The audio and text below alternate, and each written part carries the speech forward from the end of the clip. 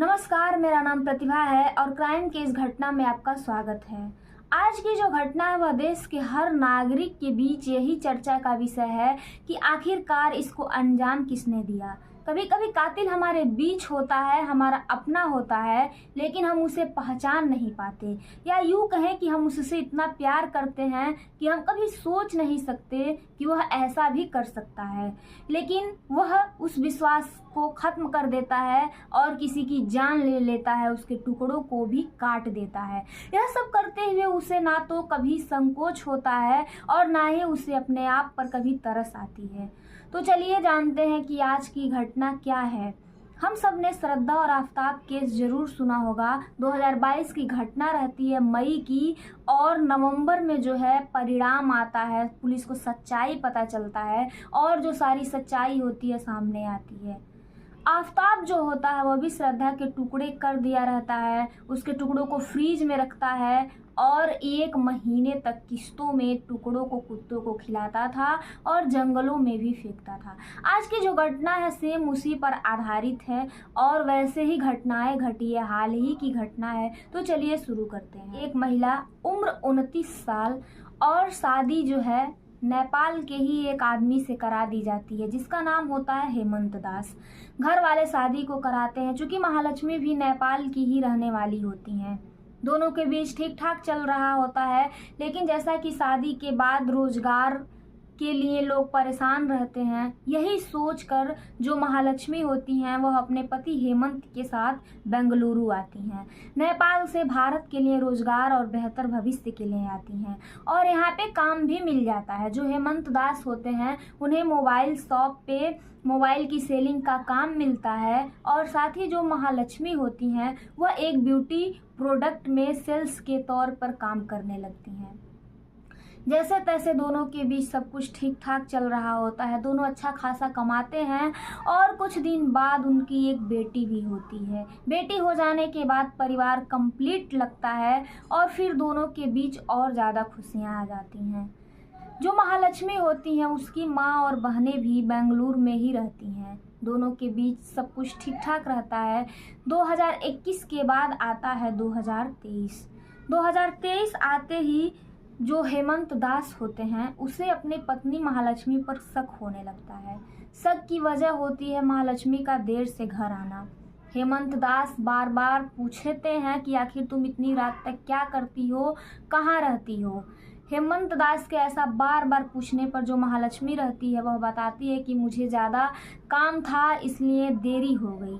लेकिन इस तरह करते करते जो हेमंत दास होता है उसका शक बढ़ता जाता है और वह महालक्ष्मी का पीछा करने लगता है, उसकी जासूसी करता है और उसे शक हो जाता है कि एक इंसान है जिससे महालक्ष्मी का अफेयर है, जो उसी ब्यूटी प्रोडक्ट कंपनी में हेयर स्टाइलिस्ट है। फिर जो हेमंत दास होता है वह महालक्ष्मी से पूछता है कि आखिर ये पुरुष कौन है। महालक्ष्मी कहती है वहीं पे काम करता है, मेरा उससे कोई लेना देना नहीं है।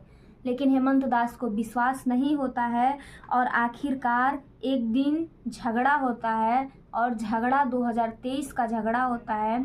दोनों जो है एक दूसरे पे भड़क जाते हैं, काफ़ी वाद विवाद होता है और उस दिन हेमंत दास डिसाइड करता है कि मैं इसके साथ नहीं रहूँगा और यह कह करके कि मैं कभी नहीं आऊँगा वह वहाँ से चला जाता है। हेमंत दास के जाने के बाद जो लक्ष्मी रहती है महालक्ष्मी, वह अपने 4 साल के बेटी के साथ रहने लगती है। 4 साल के बेटी के साथ रहते हुए उसे मात्र 4 महीने ही होते हैं, वह बेटी को हेमंत दास के पास पहुंचा देती है और एक दूसरा रेंट का कमरा लेती है जो बेंगलुरु के ही एक इलाके में होता है।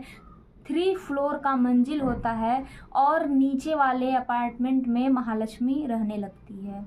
सब कुछ ठीक ठाक चल रहा होता है। वह हेमंत दास से भी मिलती है बीच बीच में, क्योंकि उसके 4 साल की बेटी होती है। वह कभी कभी उससे भी मिलने जाया करती थी। 15 दिन में, 1 हफ्ते में दिन भर वहाँ रहती और फिर बेटी से मिल करके वह वापस चली आती थी। अब आता है टाइम 2 सितंबर 2024। 2 सितंबर 2024 को महालक्ष्मी के फ़ोन पर उसकी माँ और बहन काफ़ी ज़्यादा फ़ोन करते हैं। काफ़ी ज़्यादा फ़ोन करने के बाद भी जो महालक्ष्मी का फ़ोन होता है वह बंद आता है। साथ ही जो नेपाल में महालक्ष्मी का भाई होता है वह भी फ़ोन करने की कोशिश करता है, लेकिन महालक्ष्मी का फ़ोन फिर भी बंद आता है। अब काफ़ी ज़्यादा फ़ोन करने के बाद भी जब फ़ोन नहीं लगता है तो ये लोग थक हार कर छोड़ देते हैं कि हो ना हो महालक्ष्मी ज़रूर फ़ोन करेगी। अब जो है कुछ दिन पहले ही जब महालक्ष्मी जहाँ रह रही होती है वहाँ पड़ोसी जो है जा करके जो मकान मालिक होते हैं उनको सूचना देते हैं कि महालक्ष्मी के कमरे से कुछ बदबू आ रही है।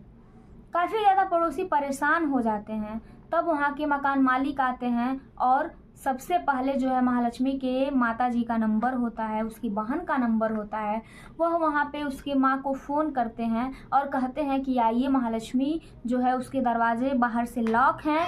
मकान मालिक के फ़ोन करने के तुरंत बाद महालक्ष्मी और उसकी बहनें भागी भागी आती हैं और वह बताती हैं कि हाँ उन्होंने भी 2 सितंबर फ़ोन किया था, लेकिन महालक्ष्मी का फ़ोन तब से बंद है और हम लोग बेहद परेशान हैं। आते ही वे लोग कमरे का दरवाज़ा खोलती हैं क्योंकि दरवाज़ा बाहर से लॉक होता है, और जैसे ही माँ और बहन अंदर जाती हैं अंदर का नज़ारा देख करके पैरों तले ज़मीन खिसक जाती है। अंदर जाते ही कमरा पूरी तरह से बंद होता है, बहुत बदबू आता है वहाँ से और फर्श पर खून के थक्के मिलते हैं। जैसे जैसे वे लोग अंदर की ओर जाती हैं तभी अचानक उनका नज़र पड़ता है मांस के टुकड़ों पर। छोटे छोटे मांस के टुकड़े और खून के छींटे, खून के थक्के देख करके उन लोगों का अंदर जाने का मन नहीं होता है। वापस आती हैं और रोने चिल्लाने लगती हैं। वापस आते ही वहाँ मकान मालिक होते हैं, पड़ोसी होते हैं, तत्काल पुलिस को सूचना देते हैं। मौके पर पुलिस आती है और पुलिस जैसे ही अंदर जाने की कोशिश करती है, कमरा इतना बदबूदार होता है कि वहाँ पे वे लोग जाते ही नहीं हैं और मास्क मंगाते हैं। डबल मास्क लगा करके पुलिस जैसे ही अंदर जाने की कोशिश करती है, पुलिस देखती है वही लाश के टुकड़े और खून के छींटे, खून के थक्के। इतने ज़्यादा खून के छींटे होते हैं कि एक खून का लाइन बन गया रहता है और पुलिस उस लाइन के द्वारा पता करती है। वह लाइन जो है फ्रिज तक जाती है। पुलिस को वहाँ पे एक फ्रिज मिलता है, 165 लीटर का फ्रिज होता है, और जैसे तैसे हिम्मत करके पुलिस फ्रिज का दरवाज़ा खोलती है। फ्रिज का दरवाज़ा खोलते ही पुलिस को ऊपरी हिस्से में मिलता है 2 कटा हुआ पैर, बीच वाले हिस्से में मिलता है 100 के टुकड़े और सबसे निचले हिस्से में मिलता है सिर। यह सब देख करके पुलिस समझ जाती है, साथ ही साथ जो महालक्ष्मी के घर वाले हैं वो भी समझ जाते हैं कि उसकी बेटी अब इस दुनिया में नहीं है, यानी कि महालक्ष्मी का मर्डर हो चुका है और किसी ने इतनी बेरहमी से मारा है।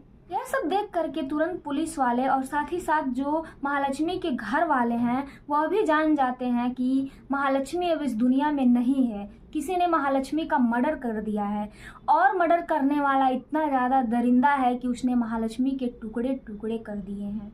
साथ ही साथ पुलिस जो है टुकड़ों को निकालती है और कुछ टीम आती है पुलिस की, फॉरेंसिक टीम और डॉक्टर की टीम आती है और टुकड़े गिनना पुलिस जारी करती है।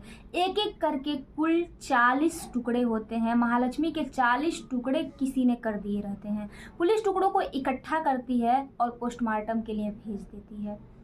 जैसे ही यह घटना पता चलती है पूरे बेंगलुरु शहर में लोगों के मन में आक्रोश होता है। साथ ही साथ लोग जानने की कोशिश करते हैं कि आखिरकार इस घटना को अंजाम किसने दिया। पुलिस के सामने एक रास्ता होता है और सीधा सीधा शक की सुई उसी पर जाती है। वह होता है महालक्ष्मी का पति हेमंत दास। क्योंकि हेमंत दास महालक्ष्मी से अलग रह रहा होता है, साथ ही साथ जो हेमंत दास का परिवार होता है वह भी जो है उसी शहर बेंगलुरु में ही रहता है। हेमंत दास अपनी 4 साल की बेटी के साथ रहता है। पुलिस हेमंत दास को बुलाती है और पूछताछ करती है। वह बताता है कि कुछ दिन पहले महालक्ष्मी से हम मिले थे, फिर मेरी उससे कोई बातचीत नहीं हुई है। वह 15 दिन पे आती थी, बेटी से मिलती थी और मिल के चली जाती थी।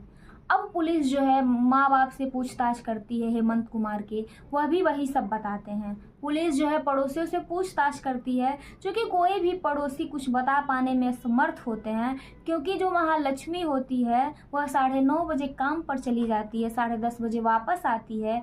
इस कारण से उसका किसी से कोई बातचीत नहीं रहता है, कोई भी पड़ोसी उसके बारे में ज़्यादा जानकारी नहीं दे पाते हैं। पुलिस जो है शक की सुई माँ और बहन पर भी जाती है, भाई पर भी जाती है, क्योंकि एक ही शहर में महालक्ष्मी अलग रहती है, माँ भाई अलग रहते हैं और हेमंत दास बेटी के साथ अलग रहता है। काफ़ी ज़्यादा पूछताछ करने के बाद पुलिस को एक पड़ोसी बताता है कि एक अजनबी था जो कि महालक्ष्मी को लेकर कभी कभार आता था, छोड़ने भी आता था और लेने भी आता था। पुलिस जो है पता करती है तो पता चलता है कि वह व्यक्ति जो है उत्तराखंड का रहने वाला होता है, जिससे लेकर के हेमंत दास और महालक्ष्मी को मई 2023 में लड़ाइयाँ हुई थीं। पुलिस उससे भी पूछताछ करती है, लेकिन पुलिस को कोई सुराग नहीं पता चलता है। अब जो है पुलिस हेमंत दास को वार्निंग देती है कि तुमको शहर छोड़कर कहीं भी नहीं जाना है। पोस्टमार्टम रिपोर्ट आती है और जो महालक्ष्मी होती है उसके शव को घर वालों को सौंप दिया जाता है। उसका अंतिम संस्कार वहीं बेंगलुरु में ही होता है।